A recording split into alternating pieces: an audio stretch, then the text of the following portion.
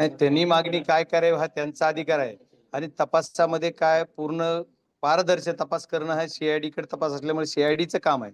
पण आता आपण सर्वजण माध्यमाशी बघतोय तर ते एवढा 23-24 दिवस डिक्लेअर करायला का लागले? जर तसं होतं तर मग पहिल्या क्षणालाच करायचं ना. जे 11 तारखेला गुन्हा झाला, आज 20 दिवस झाले, 20-22 दिवस गुन्हा जो खंडणीचा होऊन त्या दिवशी त्यांनी डिक्लेअर करायचं ना. मग बाहेर कशाला पळाले?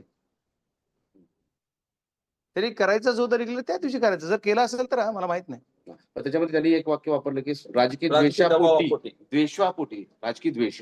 राजकीय दोष, दबाव, सरकार कुणाचं, दबाव कुणाचा, राजकीय दोष कुणाचा, सगळं कुणी सगळ्या उघड्या डोळ्यानं बघते. त्याच्यामुळे राजकीय दोष कुणाचा आहे? कोण राजकीय दोष देते? आता राजकारणात 3 पक्ष सरकारमध्ये ते तिन्ही पक्षाचे सगळे लोक हे करलेत. मी थोडा एकटा बोलतोय, माझा आमदार थोडा बोलतोय. आम्ही सगळे तुमचे भारतीय जनता पार्टीचे आमदार 2 आहेत, ते दोन्ही बोललेत. राष्ट्रवादीचे 3 आमदार आहेत, अजितदादा गटाचे ते बोललेत. परत आज इथं आमच्या त्या मोर्चाला भारतीय जनता पार्टीचे अभिमन्यू पवार होते. परत तुमच्या आमच्या अण्णासाहेब पाटील महामंडळाचे नरेंद्र पाटील ते पण होते.